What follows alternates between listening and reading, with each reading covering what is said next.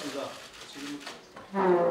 예, 반갑습니다. 지금부터 2차 정책 조정회의를 시작하도록 하겠습니다. 먼저 이인영 일사불란한 코로나19 방역 대응을 강력하게 요청합니다. 우려했던 지역사회 감염이 현실화되고 있습니다. 지금까지처럼 안정적으로 통제 가능한 대응력이 작동되기를 희망합니다. 그럼에도 불구하고 지금은 매우 엄중한 시기로 보입니다. 앞으로 일주일 우리 대응에 따라서 코로나 사태의 향방은 다시 결정됩니다.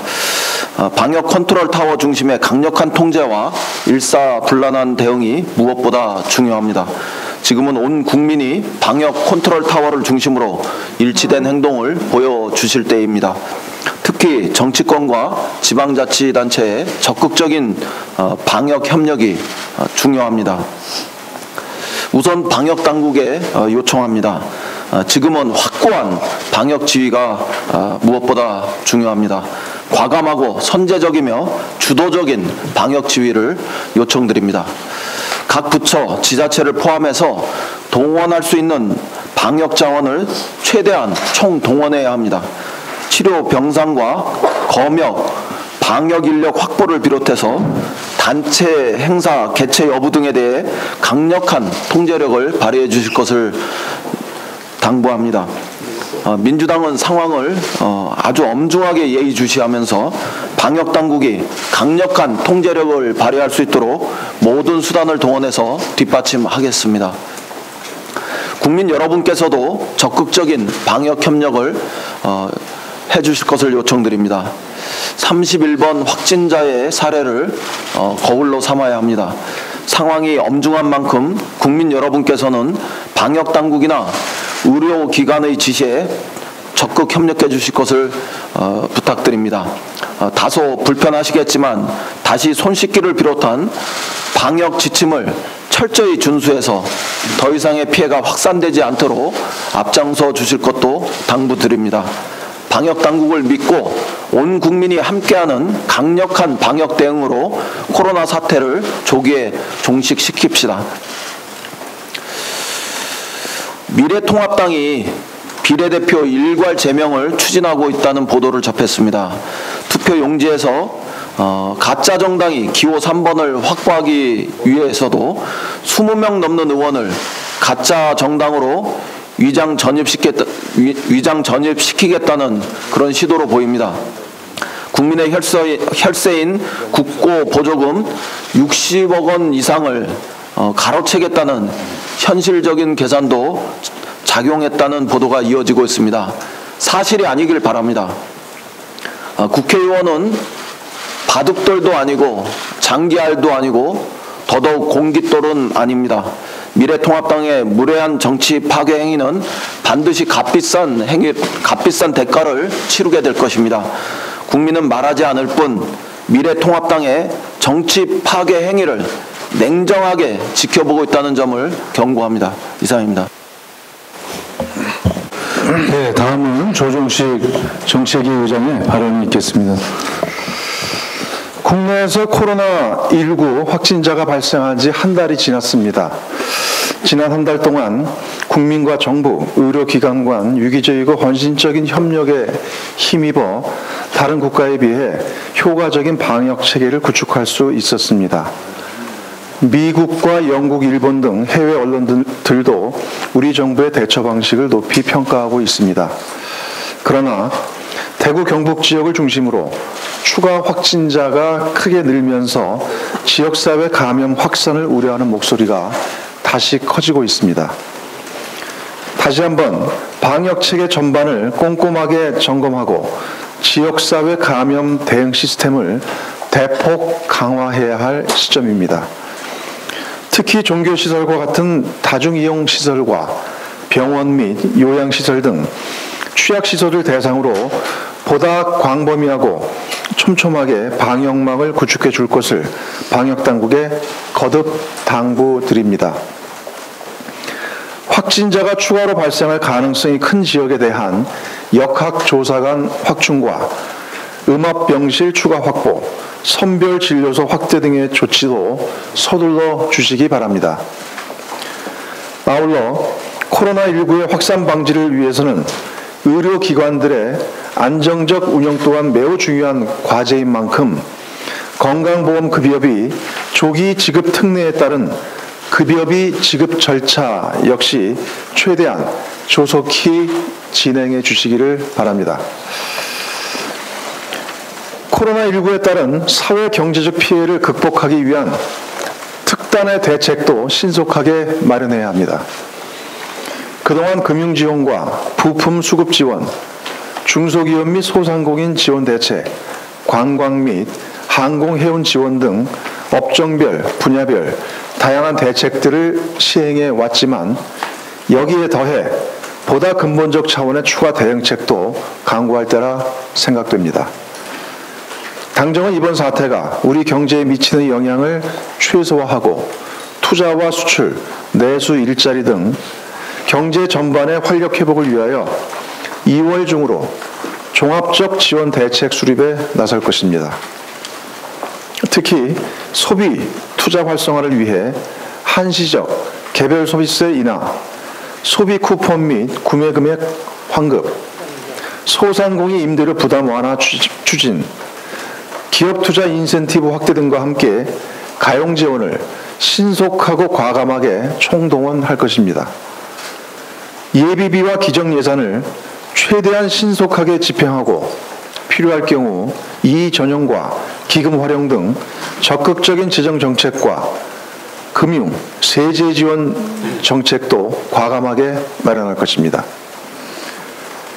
코로나19 사태가 새로운 고비를 맞았지만 대한민국은 이를 극복할 충분한 저력을 갖추고 있습니다. 국민 여러분께서도 우리 정부의 대응 역량을 믿고 지역사회 감염 차단을 위한 노력에 적극 동참해 주실 것을 다시 한번 당부드립니다. 미래통합당에게도 한 말씀 드리겠습니다. 국민의 생명을 정쟁의 도구 삼는 저급한 정치를 중단해 주시기 바랍니다. 추가 확진제 발생에 대응하기 위해 범국가적 차원의 방역 역량 결집이 어느 때보다 필요한 시점입니다. 이러한 때에 정부의 방역 노력을 근거 없이 폄훼하고 특정 국가에 대한 혐오 정서 부채질에만 골몰하는 것은 국민의 생명을 위협하고 불안을 조장하는 매우 무책임한 행동입니다. 국가 위기 극복을 위한 엄중한 상황에 아무리 선거가 급해도 최소한 공당이라면 그에 걸맞는 역할과 의무를 외면해서는 안 될 것입니다. 미래통합당의 자중과 각성을 촉구합니다. 제21대 총선이 55일 앞으로 다가왔습니다. 더불어민주당은 오늘 대한민국 미래준비선거대책위원회를 발족하고 본격적인 총선 체제로 돌입하게 됩니다. 다만 코로나19 발생에 따른 범국가적 방역체제 구축 노력에 함께하기 위해 최대한 차분하고 조용하게 선대위 출범식을 진행할 예정입니다. 여러 차례 말씀드렸지만 이번 총선은 대한민국의 새로운 100년을 좌우할 매우 중차대한 분수령이 될 것입니다. 국정농단과 민생 파탄, 전쟁 위기로 점철된 이명박근혜 시대에 과거로 퇴행할 것인지 모두가 함께 잘 사는 혁신적 포용국가의 미래 시대로 나아갈 것인지를 가르는 선거입니다. 더불어민주당은 21대 국회가 우리 사회의 미래를 여는 출발점이 될 수 있도록 총선 승리를 향해 겸손하고 낮은 자세로 최선을 다할 것입니다. 특히 우리 사회가 당면한 현안과 핵심 과제들에 대한 정책적 대안과 비전을 제시하는 데 보다 주력하도록 하겠습니다. 지금까지 발표한 생활 밀착형 정책 공약에 이어 앞으로 신설될 미래 선대위에서 우리 사회의 미래를 준비하고 국민의 삶의 질을 개선하는 공약 발표를 이어갈 것입니다. 이낙연 상임선대위원장께서 미래 선대위를 관장할 예정인데 저희 정책위가 중심이 되어 관련 내용을 차질 없이 준비할 것입니다. 이상입니다. 최근에 사태에 관련해서 몇 마디 말씀드리겠습니다. 지난 18일 문재인 대통령은 국무회의에서 코로나19와 관련하여 각 부처에 비상경제 시국이라는 상황인식을 갖고 특단의 대책을 내놓을 것을 주문했습니다. 또한 문재인 대통령은 정책 총동원령 주문을 넘어 구체적 대책까지 예시했습니다. 중소기업과 소상공인을 위한 특별금융 지원과 과감한 세분화 완화를 검토하고 건물주의 자발적 임대료 인하 운동에 화답해 소상공인들의 임대료 걱정을 덜어주는 조치도 강구하라고 했습니다. 기업의 투자 활성화를 위해 인센티브 확대와 과감한 규제 혁신도 하고 소비 쿠폰이나 구매 금액 환급 등 소비 진작책도 적극적으로 고려해달라고 주문했습니다. 아울러 국회도 비상경제 상황 극복에 협조해달라며 야당의 동참도 요청했습니다. 이 같은 문재인 대통령의 구체적 대책 예시를 통한 주문과 요청은 이례적인 것으로 국정 최고 책임자로서 엄중한 위기의식을 가지고 국면을 타개 경제 활력을 되살리고자 하는 문재인 대통령의 강력한 의지의 표현이라고 생각합니다.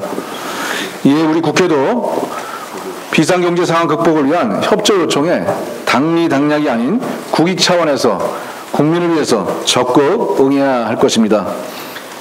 이는 방역당국을 믿고 코로나19 사태 극복을 위해 적극 협조하고 있는 국민들께 대한 최소한의 예의입니다. 그러나 어제 황교안 미래통합당 당대표는 자신의 페이스북에 정부는 무엇을 하고 있나 정부의 초동대응 실패를 지적하지 않을 수 없다고 올리는 등 정부 비판에만 열을 올리고 있습니다. 정부의 최악의 대응을 보여줬다고 평가받는 메르스 사태 당시 총리직을 맡고 계셨던 분이 누굽니까? 지금도 온라인상에서는 아무것도 안 한 정부의 국무총리로 황교안 당시 메르스 사태 당시의 총리에 대한 비판의 글이 엄연히 있습니다. 그럼에도 불구하고 현재 정부의 비판에만 열을 올리는 것이 과연 적절한지 부끄럽고 낯간지럽지는 않은지 묻고 싶은 심정입니다. 우리 더불어민주당은 새로운 국면에 접어든 코로나19 사태에 미래통합당을 포함한 야당에게 당리당략보다 국익과 국민의 안전을 우선하자고 촉구합니다. 60일도 채 남지 않은 총선 상황이지만 국민의 예의 지키는 정당이 되자고 야당에게 제안드립니다. 다음 발언은 서삼석 원내 부대표께서 해주세요. 네, 서삼석 의원입니다.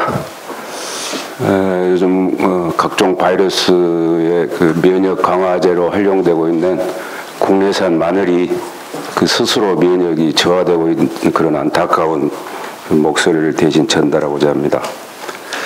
정부 선제적인 농산물 수급 안정 대책과 농가 경영 지원 방안을 촉구하는 내용입니다. 겨울철 이상 고온에 의한 생산량 증가와 코로나19로 인한 소비 심리 일축까지 겹쳐서 올해에도 어김없이 농산물 가격 폭락의 문제가 되풀이되고 있습니다. 예를 들어서 2016년도 1kg당 7,000원대였던 마늘 도매 가격이 20년 2월 들어서는 3,900원대로 반토막이 되었습니다. 그나마 또 매운맛을 낸 남도종은 그 반토막에 또 반토막으로 줄어들었습니다. 설상가상으로 금년산 마늘 재배 면적의 증가와 적황 호조로 또 시장 가격 또한 불투명한 실정입니다. 그럼에도 일산 농협창고에는 시장 상황 악화로 출하하지 못한 2019년산 마늘 재고 물량이 1만여 톤이 쌓여있는 것이 현실입니다. 금년 햇마늘 출하 시기인 5월까지 재고 물량이 소진되지 않고 2월 될 경우에는 마늘 가격 폭락 문제가 가소화될 것은 불보듯 뻔하다는 것입니다.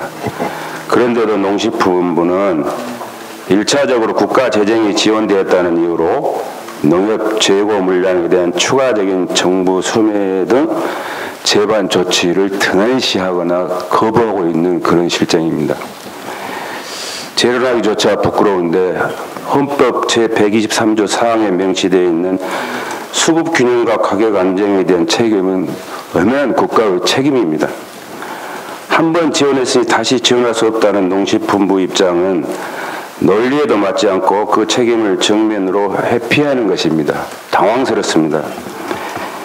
바로 2019년만 하더라도 1월부터 6월 사이에 배추, 무, 양파, 마늘 품목에 대해 총 11번의 연속적인 반복적인 정부의 조처가 분명히 있었습니다. 마늘만 예를 들어도 4월 25일 사전 면적 조절 2,000톤, 6월 25일 수입 대체 2,000톤, 7월 5일 수매 비축 23,000톤 등 무려 예산이 600여 원이 소요되는 정부 연이은 긴급 수급 대책이 이미 시행된 바 있습니다. 그런데 왜 지금은 선제적인 수급 대책이 필요하다는 농민들의 요청에 대해 이미 한 번 재정 지원을 했으니 두 번 못한다는 것인지, 또 작년산 재고 물량은 그대로 둔 채 금년산 마늘에 대해서만 그나마 수급 대책을 고려하겠다는 것인지 농민들은 도저히 이해할 수 없다는 격앙된 반응입니다. 작금의 농산물 가격 폭락은 정부 수급 대책이 시장에 영향을 미치지 못한 정책의 실패의 엄연한 결과입니다.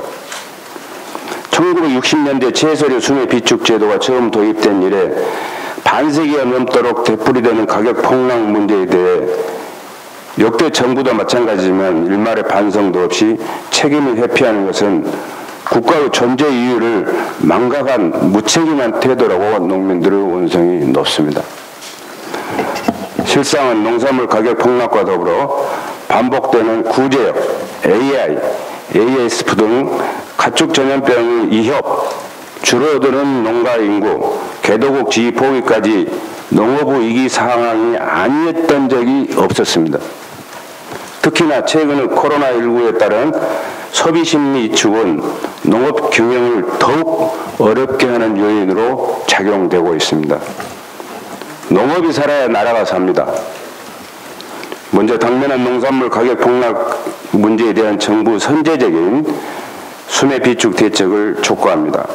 그리고 경영상 어려움을 겪고 있는 농민들을 위해 농업 경영 대출 금리의 인하, 대출 상환 기간의 연장, 보증 한도액의 상향 등 금융 지원 방안 등을 마련해 줄 것을 강력히 촉구합니다. 이상입니다. 예, 더 부대표단 발언 없으시죠? 예. 그럼 이것으로 공개 발언을 마치고 회의를 비공개로